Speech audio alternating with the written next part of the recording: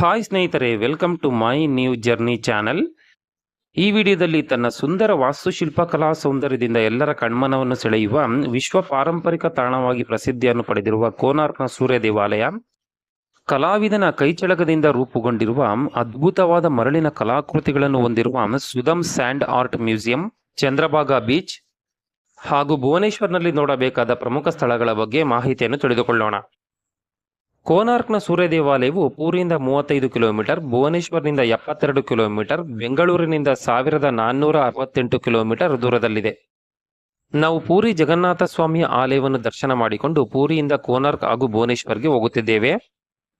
ಪೂರಿಯಿಂದ ಕೋನಾರ್ಕ್ಗೆ ಹೋಗಲು 2 ಆಪ್ಷನ್ಗಳಿವೆ. ಪೂರಿಯಿಂದ ಕೋನಾರ್ಕ್ಗೆ ಹೋಗಿ ಕೋನಾರ್ಕ್ನ ಸೂರ್ಯ ದೇವಾಲಯವನ್ನು ದರ್ಶನ ಮಾಡಿಕೊಂಡು ರಿಟರ್ನ್ ಪೂರಿಗೆ ವಾಪಸ್ ಬರುವವರು ಪೂರಿ ಬಸ್ ಸ್ಟ್ಯಾಂಡ್ನಿಂದ ಬಸ್ಸಿನಲ್ಲಿ ಹೋಗಬಹುದು.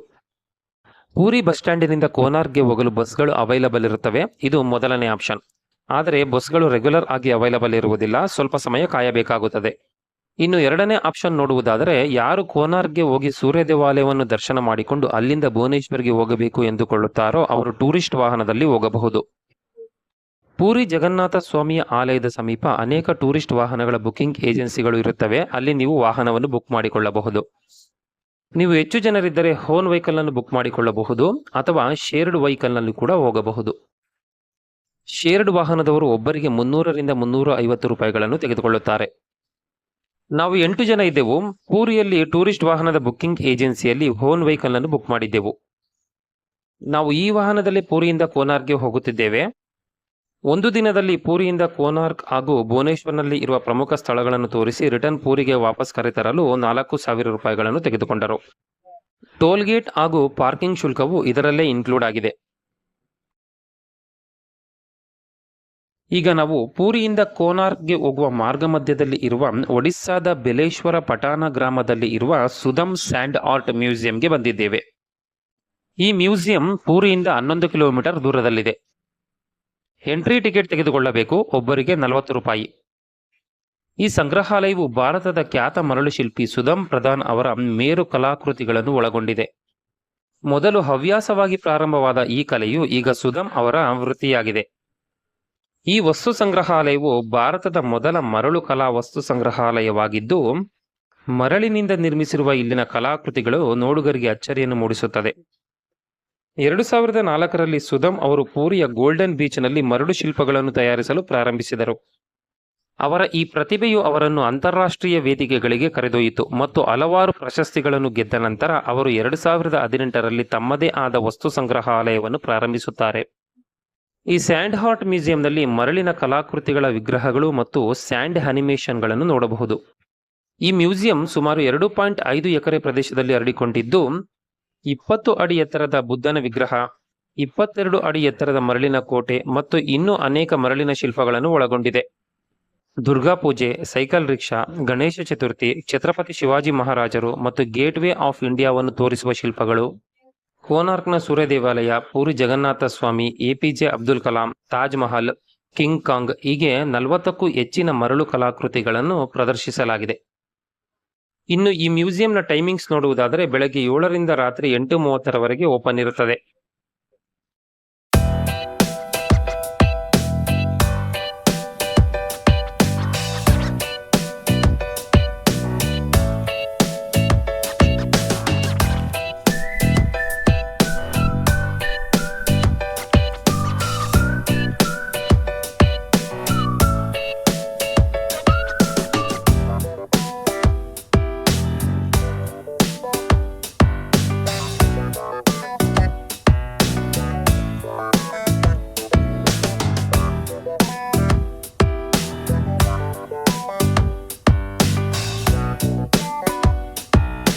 ಸ್ಯಾಂಡ್ ಆರ್ಟ್ ಮ್ಯೂಸಿಯಂನಿಂದ ಸುಮಾರು 40 ನಿಮಿಷಗಳ ಕಾಲ ಪ್ರಯಾಣ ಮಾಡಿದ ನಂತರ ಕುಶಭದ್ರಾ ನದಿಯು ಬಂಗಾಳ ಕೊಲ್ಲಿಯಲ್ಲಿ ಸಂಗಮಿಸುವ ಪ್ರದೇಶವು ಕಾಣಿಸುತ್ತದೆ. ಇಲ್ಲಿಂದ 8 ಕಿಲೋಮೀಟರ್ ಪ್ರಯಾಣಿಸಿದರೆ ಚಂದ್ರಭಾಗಾ ಬೀಚ್ ಸಿಗುತ್ತದೆ. ಚಂದ್ರಭಾಗಾ ಬೀಚ್ನಿಂದ ಕೋನಾರ್ಕ್ನ ಸೂರ್ಯ ದೇವಾಲಯವು 3 ಕಿಲೋಮೀಟರ್ ದೂರದಲ್ಲಿದೆ. ಇದು ಚಂದ್ರಭಾಗಾ ಬೀಚ್. ಈ ಬೀಚ್ನ ವಿಶೇಷತೆ ಏನೆಂದರೆ, ಒಡಿಶಾ ರಾಜ್ಯದಲ್ಲಿ ಮೊಟ್ಟಮೊದಲ ಸೂರ್ಯ ಕಿರಣಗಳು ಈ ಪ್ರದೇಶದಲ್ಲಿ ಬೀಳುತ್ತವೆ. ಆದ್ದರಿಂದಲೇ ಈ ಸಮುದ್ರದ ತೀರದಲ್ಲಿ ಸೂರ್ಯದೇವರ ದೇವಾಲಯವನ್ನು ನಿರ್ಮಿಸಿದ್ದಾರೆ. ಈ ಚಂದ್ರಭಾಗ ಬೀಚ್ ಪೌರಾಣಿಕ ಮಹತ್ವವನ್ನು ಒಳಗೊಂಡಿದ್ದು, ಪೌರಾಣಿಕ ಹಿನ್ನೆಲೆಯ ಪ್ರಕಾರ ಶ್ರೀ ಕೃಷ್ಣ ಪರಮಾತ್ಮರ ಮಗನಾದ ಸಾಂಬ ಶಾಪಗ್ರಸ್ತನಾಗಿ ಕುಷ್ಠರೋಗಕ್ಕೆ ತುತ್ತಾಗಿರುತ್ತಾನೆ. ಸಾಂಬನು ತನ್ನ ಶಾಪ ವಿಮೋಚನೆಗಾಗಿ ಚಂದ್ರಭಾಗ ನದಿಯು ಸಮುದ್ರ ಸೇರುವ ಪ್ರದೇಶದಲ್ಲಿ ಸೂರ್ಯ ಭಗವಾನರನ್ನು ಕುರಿತು ತಪಸ್ಸನ್ನು ಮಾಡಿ ತನ್ನ ಶಾಪ ವಿಮೋಚನೆಯನ್ನು ಹೊಂದಿದನು ಎಂದು ಹೇಳಲಾಗುತ್ತದೆ. ಈ ಸಮುದ್ರದ ಸಮೀಪ ಸಾಂಬನಿಗೆ ಸೂರ್ಯದೇವರ ವಿಗ್ರಹವು ದೊರೆಯಿತಂತೆ. ಆ ಸೂರ್ಯದೇವರ ವಿಗ್ರಹವನ್ನು ಪ್ರಸ್ತುತವಿರುವ ಕೋನಾರ್ಕ್ನ ಸೂರ್ಯ ದೇವಾಲಯವಿರುವ ಸ್ಥಳದಲ್ಲಿ ಪ್ರತಿಷ್ಠಾಪಿಸಿದನಂತೆ. ಆ ವಿಗ್ರಹವು ನಂತರ ಏನಾಯಿತು ಎಂದು ಈಗ ತಿಳಿಯದು.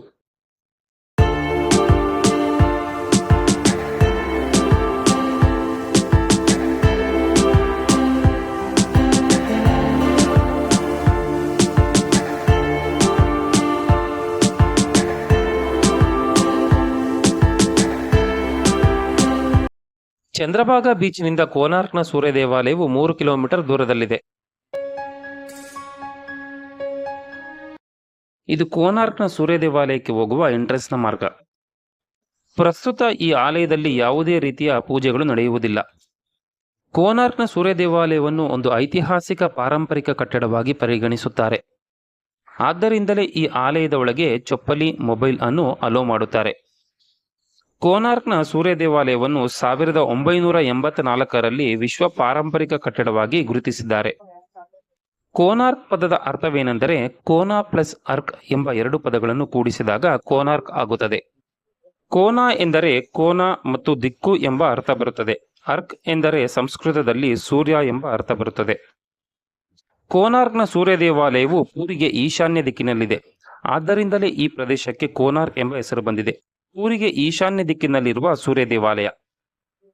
ಕೋನಾರ್ಕ್ನ ಸೂರ್ಯ ದೇವಾಲಯವು ಅದ್ಭುತಗಳ ಆಗರ, ಭಾರತೀಯ ನಿರ್ಮಾಣ ಕೌಶಲ್ಯತೆಗೆ ನಿದರ್ಶನ. 13ನೇ ಶತಮಾನದ ಈ ಆಲಯವು ಅಂದಿನ ರಾಜರ ಶಿಲ್ಪಕಲಾ ಸೌಂದರ್ಯದ ಕನ್ನಡಿಯಂತಿದೆ. ಈ ಆಲಯವು ಯುನೆಸ್ಕೋದ ವಿಶ್ವ ಪಾರಂಪರಿಕ ತಾಣವಾಗಿ ಮಾನ್ಯತೆಯನ್ನು ಪಡೆದಿದೆ. ಕೋನಾರ್ಕ್ ಭಾರತದ ಒಡಿಸ್ಸಾ ರಾಜ್ಯದ ಪೂರಿ ಜಿಲ್ಲೆಯ ಬಂಗಾಳಕೊಲ್ಲಿಯ ಕರಾವಳಿಯಲ್ಲಿನ ಒಂದು ಪಟ್ಟಣವಾಗಿದ್ದು, ಒಡಿಸ್ಸಾ ರಾಜ್ಯದ ಭುವನೇಶ್ವರ್ನಿಂದ 67 ಕಿಲೋಮೀಟರ್ ದೂರದಲ್ಲಿದೆ. ಭಾರತದಲ್ಲಿನ ಕೆಲವು ಸೂರ್ಯ ದೇವಾಲಯಗಳ ಪೈಕಿ ಕೋನಾರ್ಕ್ನ ಸೂರ್ಯ ದೇವಾಲಯವೂ ಒಂದು. ಈ ದೇವಾಲಯವು ಅನೇಕ ಕುತೂಹಲಕಾರಿ ಸಂಗತಿಗಳನ್ನು ಒಳಗೊಂಡಿದೆ. ಆಲಯವನ್ನು ವೀಕ್ಷಣೆ ಮಾಡಲು ಎಂಟ್ರಿ ಟಿಕೆಟ್ ಅನ್ನು ತೆಗೆದುಕೊಳ್ಳಬೇಕು. ಒಬ್ಬರಿಗೆ 40 ರೂಪಾಯಿ. ಈ ಆಲಯವನ್ನು ಪೂರ್ವ ಗಂಗ ರಾಜವಂಶಕ್ಕೆ ಸೇರಿದ ನರಸಿಂಹದೇವ ಮಹಾರಾಜರು ನಿರ್ಮಾಣ ಮಾಡಿದ್ದಾರೆ. ಈ ಆಲಯದ ನಿರ್ಮಾಣವನ್ನು 1238ರಲ್ಲಿ ಪ್ರಾರಂಭಿಸಿ 1250ರಲ್ಲಿ ಪೂರ್ತಿ ಮಾಡಿರುವುದಾಗಿ ಹೇಳಲಾಗುತ್ತದೆ. ಪೂರಿ ಜಗನ್ನಾಥ ಸ್ವಾಮಿಯ ಆಲಯವನ್ನು 12ನೇ ಶತಮಾನದಲ್ಲಿ ರಾಜ ಅನಂತವರ್ಮನ್ ಚೋಡಗಂಗದೇವ ದೇವಾಲಯದ ನಿರ್ಮಾಣವನ್ನು ಆರಂಭಿಸುತ್ತಾರೆ. ನಂತರ ರಾಜ ಅನಂಗಭೀಮ ಪೂರಿ ಜಗನ್ನಾಥ ಸ್ವಾಮಿಯ ದೇವಾಲಯದ ನಿರ್ಮಾಣವನ್ನು ಪೂರ್ತಿ ಮಾಡಿದರು ಎಂದು ಹೇಳಲಾಗುತ್ತದೆ. ರಾಜ ಅನಂಗಭೀಮ ದೇವರ ಮಗನೇ ನರಸಿಂಹದೇವ ಮಹಾರಾಜರು. ಪುರಾಣಗಳ ಪ್ರಕಾರ ಬ್ರಹ್ಮಪುರಾಣದಲ್ಲಿ ಈ ಪ್ರದೇಶವನ್ನು ಕೋನಾದಿತ್ಯ ಎಂದು ಹೇಳಲಾಗಿದೆ. ಪದ್ಮಪುರಾಣದಲ್ಲಿ ಸೂರ್ಯ ಭಗವಾನರು ಈ ಕ್ಷೇತ್ರದಲ್ಲಿ ತಪಸ್ಸನ್ನು ಆಚರಿಸಿದ್ದರು ಎಂದು ಹೇಳಲಾಗಿದೆ. ಸಾಂಬ ಪುರಾಣದ ಪ್ರಕಾರ ಹಿಂದೆ ಈ ಪ್ರದೇಶದಲ್ಲಿ ಸೂರ್ಯ ದೇವಾಲಯವಿತ್ತು ಎಂದು ಹೇಳಲಾಗುತ್ತದೆ. ಪುರುಷೋತ್ತಮ ಮಹಾತ್ಮೆಯಲ್ಲಿ ಈ ಆಲಯದ ಬಗ್ಗೆ ಪ್ರಸ್ತಾಪಿಸಲಾಗಿದೆ.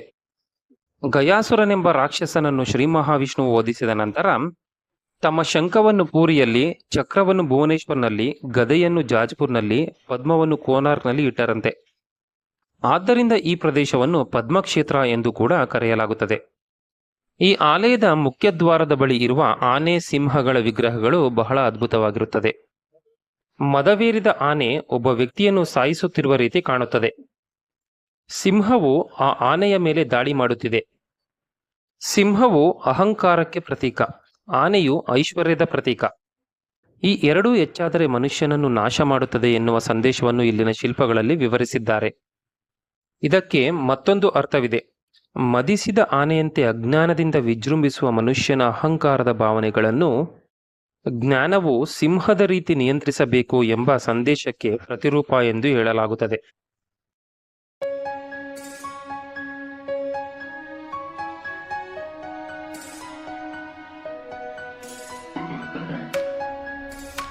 ಇದು ನಾಟ್ಯ ಮಂಟಪ. ಬನ್ನಿ ನಾಟ್ಯ ಮಂಟಪಕ್ಕೆ ಹೋಗೋಣ.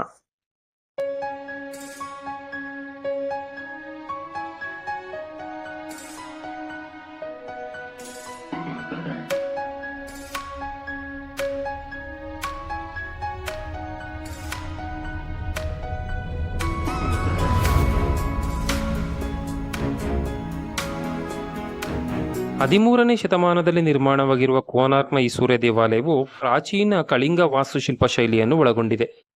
ಈ ಅದ್ಭುತವಾದ ಆಲಯವನ್ನು 1200 ಶಿಲ್ಪಿಗಳು 12 ವರ್ಷಗಳ ಕಾಲ ಶ್ರಮಪಟ್ಟು ನಿರ್ಮಿಸಿದ್ದಾರೆ.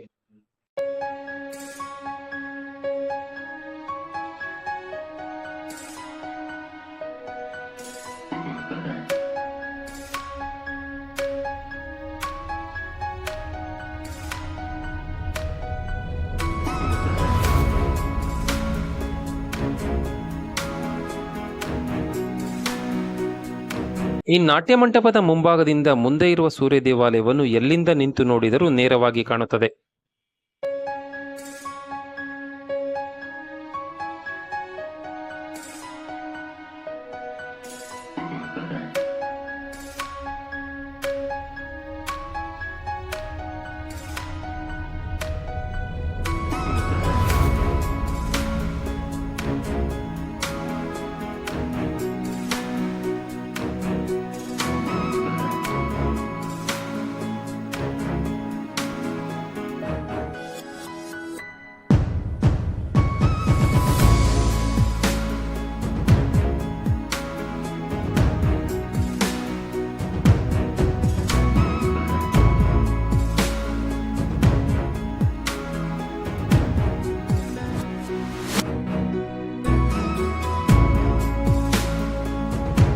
ಸೂರ್ಯದೇವರ ರಥದ ಆಕಾರದಲ್ಲಿ ನಿರ್ಮಾಣವಾಗಿರುವ ಈ ದೇವಾಲಯವು ವಿವಿಧ ಬಗೆಯ ಶಿಲ್ಪಕಲಾಕೃತಿಗಳಿಂದ ಅಲಂಕಾರಗೊಂಡಿದೆ.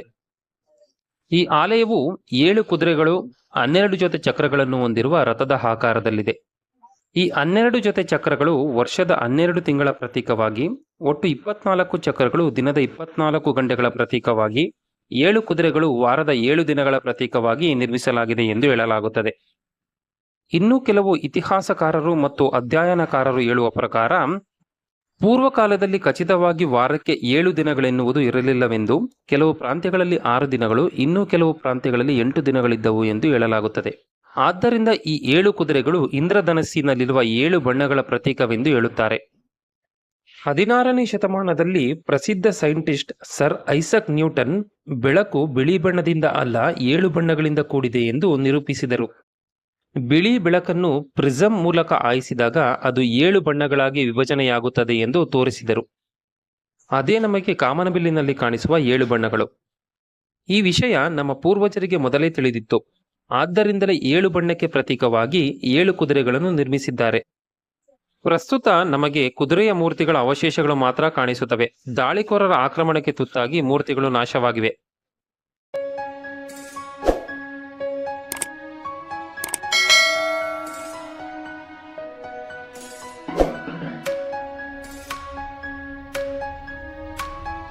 ಈ ದೇವಾಲಯದ ಸುತ್ತಲೂ ಇರುವ 24 ಚಕ್ರಗಳು ಕೇವಲ ಅಲಂಕಾರಕ್ಕಾಗಿ ಮಾತ್ರ ಮಾಡಿರುವುದಲ್ಲ. ಈ ಚಕ್ರಗಳ ಮೇಲೆ ಬೀಳುವ ನೆರಳಿನ ಆಧಾರದ ಮೇಲೆ ಖಚಿತವಾದ ಸಮಯವನ್ನು ತಿಳಿಯಬಹುದು. ಅತಿ ಮುಖ್ಯವಾಗಿ ಈ 24 ಚಕ್ರಗಳಲ್ಲಿ 2 ಚಕ್ರಗಳು ಎಕ್ಸಾಕ್ಟ್ ಟೈಮ್ ಅನ್ನು ಸೂಚಿಸುತ್ತವೆ. 2-3 ನಿಮಿಷ ಹೆಚ್ಚು ಕಡಿಮೆ ಆಗಬಹುದು ಅಷ್ಟೇ. ಅದು ಕೂಡ ಏಕೆಂದರೆ ಈ 750 ವರ್ಷಗಳಲ್ಲಿ ಭೂಮಿಯ ಪರಿಕ್ರಮದಲ್ಲಿ ಉಂಟಾಗಿರುವ ಸ್ವಲ್ಪ ವ್ಯತ್ಯಾಸದಿಂದ. ಈ ಚಕ್ರವನ್ನು ಸೂಕ್ಷ್ಮವಾಗಿ ಗಮನಿಸಿದರೆ ನಮ್ಮ ಮನೆಯಲ್ಲಿನ ಗಡಿಯಾರದ ರೀತಿಯಲ್ಲಿಯೇ ಕಾಣುತ್ತದೆ. ನಮ್ಮ ಮನೆಗಳಲ್ಲಿನ ರೌಂಡ್ ಕ್ಲಾಕ್ ಗಡಿಯಾರದಲ್ಲಿ 12 ಗಂಟೆ ಇರುತ್ತದೆ. ಈ ಚಕ್ರದಲ್ಲಿ 24 ಗಂಟೆಗಳ ಸಮಯವನ್ನು ಸೂಚಿಸುತ್ತದೆ. ನಮ್ಮ ಮನೆಯಲ್ಲಿನ ಗಡಿಯಾರದ ರೀತಿ ಕ್ಲಾಕ್ ವೈಸ್ ಡೈರೆಕ್ಷನ್ ಆಗಿ ಅಲ್ಲ, ಈ ಚಕ್ರವನ್ನು ಆಂಟಿ ಕ್ಲಾಕ್ ವೈಸ್ ಡೈರೆಕ್ಷನ್ ಆಗಿ, ಅಂದರೆ ರಿವರ್ಸ್ ಆಗಿ ಲೆಕ್ಕ ಮಾಡಬೇಕು. ಈ ಚಕ್ರವನ್ನು ಸೂಕ್ಷ್ಮವಾಗಿ ಗಮನಿಸಿದರೆ ಈ ಚಕ್ರದಲ್ಲಿ ಮಧ್ಯರಾತ್ರಿ 12 ಗಂಟೆಗೆ ಸಮಯ ಸ್ಟಾರ್ಟ್ ಆಗುತ್ತದೆ. ಅಲ್ಲಿಂದ ಆಂಟಿ ಕ್ಲಾಕ್ ವೈಸ್ ಡೈರೆಕ್ಷನ್ ನಲ್ಲಿ 24 ಗಂಟೆಗಳಿರುತ್ತವೆ. ಇದರಲ್ಲಿನ ದೊಡ್ಡ ಮುಳ್ಳುಗಳನ್ನು ಗಮನಿಸಿದರೆ 2ರ ಮಧ್ಯದಲ್ಲಿ 3 ಗಂಟೆಗಳ ವ್ಯತ್ಯಾಸವಿರುತ್ತದೆ. 12ರಿಂದ 3, 3ರಿಂದ 6, 6ರಿಂದ 9 ಈ ರೀತಿ ಇದೆ. ಇದರಲ್ಲಿನ ಸಣ್ಣ ಮುಳ್ಳನ್ನು ಗಮನಿಸಿದರೆ 2 ದೊಡ್ಡ ಮುಳ್ಳುಗಳ ಮಧ್ಯದಲ್ಲಿ ಇದೆ. ಇದು 1.5 ಗಂಟೆಯ ಸಮಯವನ್ನು ಸೂಚಿಸುತ್ತದೆ. ಇಲ್ಲಿ ಸಣ್ಣ ಸಣ್ಣ ಬಟನ್ಗಳ ರೀತಿ ಕಾಣುತ್ತಿದೆಯಲ್ಲ, ಇದು ನಿಮಿಷವನ್ನು ಸೂಚಿಸುತ್ತವೆ. ಇಲ್ಲಿ 3 ನಿಮಿಷಕ್ಕೆ ಒಂದು ಸಣ್ಣ ಬಟನ್ ಇರುತ್ತದೆ. ಇಲ್ಲಿನ ಈ ಚಕ್ರದ ಗಡಿಯಾರವು ಸೂರ್ಯ ಕಿರಣಗಳಿದ್ದಾಗ ಮಾತ್ರ ಸಮಯವನ್ನು ತೋರಿಸುತ್ತವೆ. ಅಂದರೆ ಬೆಳಗ್ಗೆ 6ರಿಂದ ಸಂಜೆ 6ರವರೆಗೆ ನಿಖರವಾದ ಸಮಯವನ್ನು ಸೂಚಿಸುತ್ತವೆ. ದಾಳಿಕೋರರಿಂದ ನಾಶವಾಗಿರುವ ಇಲ್ಲಿನ ಪ್ರಧಾನ ಆಲಯದ ಗರ್ಭಗುಡಿಯು ಬಹಳ ಅದ್ಭುತವಾದ ಕಟ್ಟಡ. ಗರ್ಭಗುಡಿಯ ಮೇಲ್ಭಾಗದಲ್ಲಿ 52 ಟನ್ ತೂಕವಿರುವ ಅಯಸ್ಕಾಂತವನ್ನು ಇರಿಸಿ ಸೂರ್ಯದೇವರ ವಿಗ್ರಹವನ್ನು ಅಯಸ್ಕಾಂತೀಯ ಶಕ್ತಿಯಿಂದ ಗಾಳಿಯಲ್ಲಿ ತೇಲುವ ರೀತಿ ನಿರ್ಮಿಸಿದ್ದರಂತೆ. ಸೂರ್ಯೋದಯದ ಸಮಯದಲ್ಲಿ ಮೊದಲ ಕಿರಣಗಳು ನೇರವಾಗಿ ಸೂರ್ಯದೇವರ ವಿಗ್ರಹದಲ್ಲಿ ಇರುವ ವಜ್ರದ ಕಿರೀಟದ ಮೇಲೆ ಬಿದ್ದು ಆಲಯದ ಸೊಬಗನ್ನು ಮತ್ತಷ್ಟು ಹೆಚ್ಚಿಸುತ್ತಿದ್ದವಂತೆ. ಈ ಅಯಸ್ಕಾಂತದ ಪ್ರಭಾವದಿಂದ ಸಮುದ್ರದಲ್ಲಿ ಪ್ರಯಾಣಿಸುವ ದೋಣಿಗಳಲ್ಲಿನ ನಾವಿಕಾ ವ್ಯವಸ್ಥೆಗೆ ತೊಂದರೆ ಉಂಟಾಗುತ್ತಿದೆ ಎಂದು ಈ ಆಲಯವನ್ನು ಪೋರ್ಚುಗೀಸ್ ನಾವಿಕರು ನಾಶ ಮಾಡಿದರು ಎಂದು ಇತಿಹಾಸಗಾರರು ತಿಳಿಸುತ್ತಾರೆ. ದಾಳಿಕೋರರಿಂದ ಸೂರ್ಯದೇವರ ವಿಗ್ರಹವನ್ನು ರಕ್ಷಿಸುವ ಉದ್ದೇಶದಿಂದ ಸೂರ್ಯದೇವರ ಮೂರ್ತಿಯನ್ನು ಕೋನಾರ್ಕ್ನಿಂದ ಪೂರಿಗೆ ತೆಗೆದುಕೊಂಡು ಹೋಗಿ ಪೂರಿ ಜಗನ್ನಾಥ ಸ್ವಾಮಿಯ ಆಲಯದಲ್ಲಿ ಪ್ರತಿಷ್ಠಾಪಿಸಿದರು ಎಂದು ಹೇಳಲಾಗುತ್ತದೆ.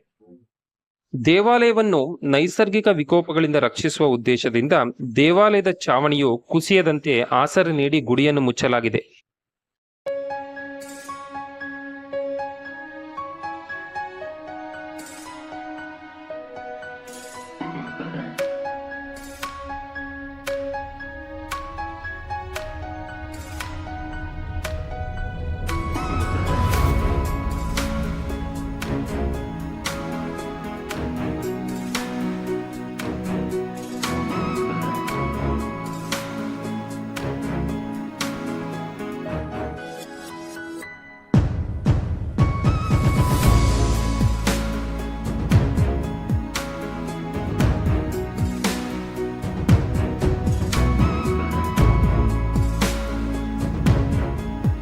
ಗರ್ಭಾಲಯದ ಮೇಲ್ಭಾಗದಲ್ಲಿನ 3 ಬದಿಗಳಲ್ಲಿ ಸೂರ್ಯದೇವರ ವಿಗ್ರಹಗಳಿವೆ.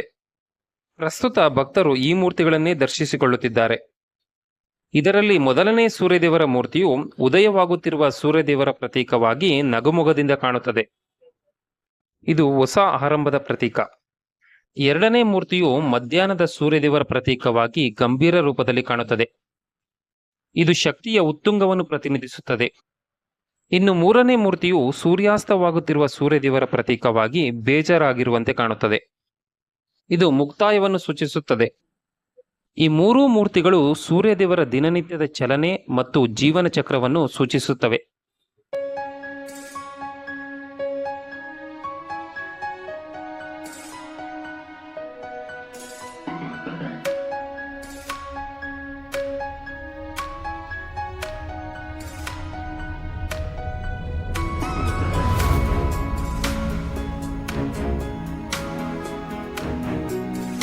ಇಲ್ಲಿನ ಈ ಚಕ್ರದಲ್ಲಿ ಶ್ರೀ ಮಹಾವಿಷ್ಣುವಿನ ದಶಾವತಾರದ ಮೂರ್ತಿಗಳನ್ನು ಕಾಣಬಹುದು ಮತ್ತು ಚಕ್ರದ ಸುತ್ತಲೂ ಸೀರೆಗಳ ತಯಾರಿಕೆಯಲ್ಲಿ ಬಳಸುವ ಡಿಸೈನ್ ಅನ್ನು ಕೆತ್ತನೆ ಮಾಡಿದ್ದಾರೆ.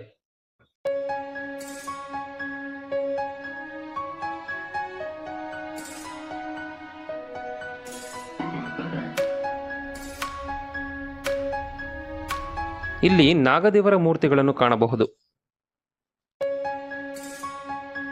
ಇಲ್ಲಿ ಕೆಳಗಿನ ಭಾಗದಲ್ಲಿರುವ ಆನೆಗಳ ಮೂರ್ತಿಗಳನ್ನು ನೋಡಿ ಎಷ್ಟು ಸೊಗಸಾಗಿ ಕೆತ್ತನೆ ಮಾಡಿದ್ದಾರೆ.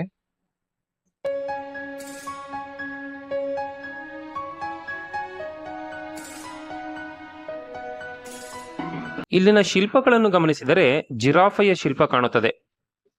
ಆಗಿನ ಕಾಲದಲ್ಲಿ ಜಿರಾಫೆಯು ಆಫ್ರಿಕಾ ಖಂಡದಲ್ಲಿ ಬಿಟ್ಟರೆ ಬೇರೆ ಯಾವ ಖಂಡದಲ್ಲಿಯೂ ಇರಲಿಲ್ಲವಂತೆ. ಇಲ್ಲಿನ ಶಿಲ್ಪದಲ್ಲಿ ಭಾರತೀಯ ರಾಜನನ್ನು ಆಫ್ರಿಕಾದ ಪ್ರಜೆಗಳು ಸ್ವಾಗತಿಸುತ್ತಿರುವ ರೀತಿ ಚಿತ್ರಿಸಿದ್ದಾರೆ. ಇದರಿಂದ ಬ್ರಿಟಿಷರು ಭಾರತಕ್ಕೆ ಬರುವುದಕ್ಕೂ ಮೊದಲೇ ಭಾರತ ದೇಶಕ್ಕೂ ಮತ್ತು ಆಫ್ರಿಕಾ ಖಂಡಕ್ಕೂ ಸಂಬಂಧಗಳಿದ್ದವು ಎಂದು ತಿಳಿಯುತ್ತದೆ. ನಮ್ಮ ಎಡಗಡೆಯಲ್ಲಿ ಇರುವ ಈ ಚಕ್ರವು ನಾವು ದಿನನಿತ್ಯ ನೋಡುವ 10 ರೂಪಾಯಿ ನೋಟಿನ ಮೇಲೆ ಇರುವ ಸಿಂಬಲ್.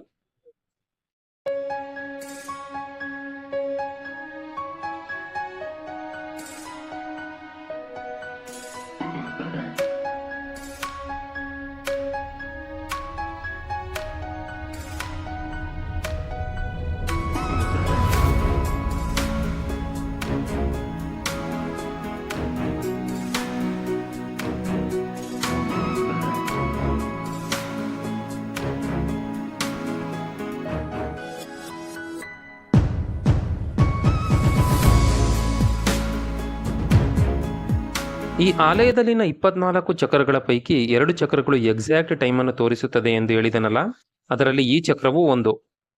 ಈ ಛತ್ರಿಯ ನೆರಳನ್ನು ಗಮನಿಸಿ. ಈಗ ಸಮಯ ಮಧ್ಯಾಹ್ನ 12 ಗಂಟೆಯಾಗಿದೆ. ಛತ್ರಿಯ ನೆರಳು ಚಕ್ರದಲ್ಲಿನ 12 ಗಂಟೆ ಸಮಯವನ್ನು ಸೂಚಿಸುವ ಮುಳ್ಳಿನ ಮೇಲೆ ಬೀಳುತ್ತಿದೆ.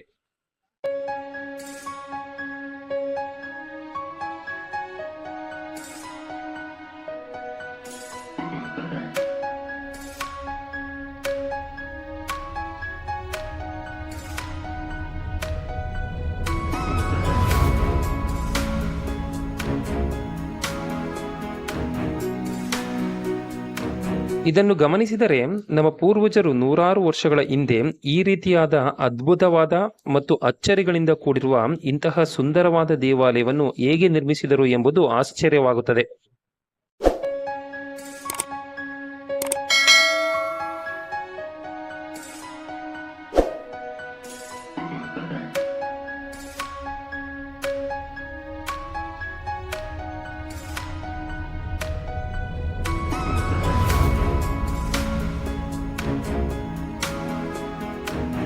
ಸೂರ್ಯದೇವರ ದೇವಾಲಯದ ಹಿಂಭಾಗದಲ್ಲಿ ಸೂರ್ಯದೇವರ ಪತ್ನಿಯಾದ ಛಾಯಾದೇವಿಯವರ ದೇವಾಲಯವಿದೆ. ಬನ್ನಿ ನೋಡೋಣ.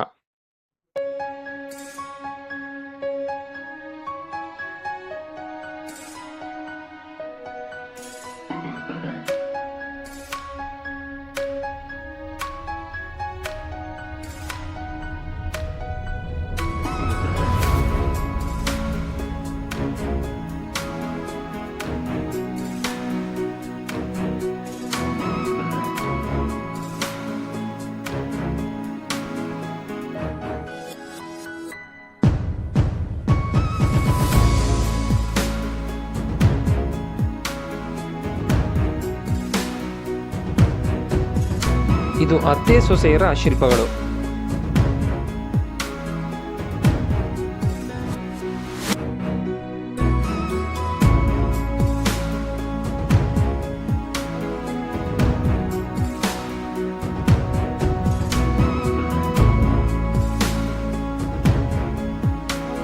ಇಲ್ಲಿ ಇಂದಿನ ಕಾಲದಲ್ಲಿ ದೇವಾಲಯದ ನಿರ್ಮಾಣದಲ್ಲಿ ಬಳಸಿದ ಐರನ್ ಬೀಮ್ಗಳಿವೆ. ಬನ್ನಿ ನೋಡೋಣ.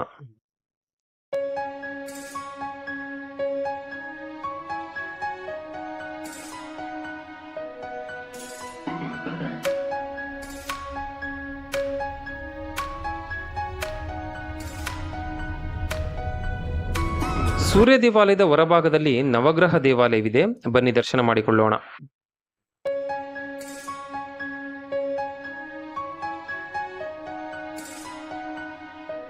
ಈ ದೇವಾಲಯದಲ್ಲಿನ ನವಗ್ರಹಗಳ ಮೂರ್ತಿಗಳು ಬಹಳ ವಿಶೇಷವಾಗಿದೆ.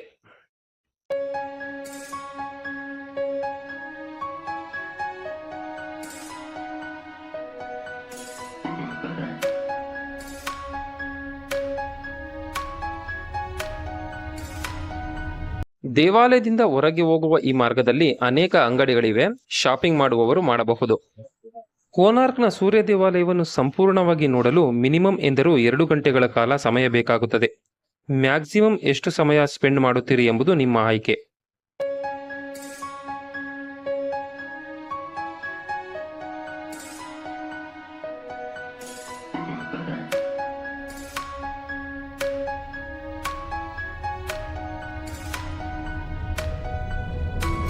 ನಾವು ಇನ್ನೂ ಭುವನೇಶ್ವರ್ನಲ್ಲಿ ನೋಡಬೇಕಾದ ಅನೇಕ ಪ್ರಮುಖ ಸ್ಥಳಗಳಿವೆ.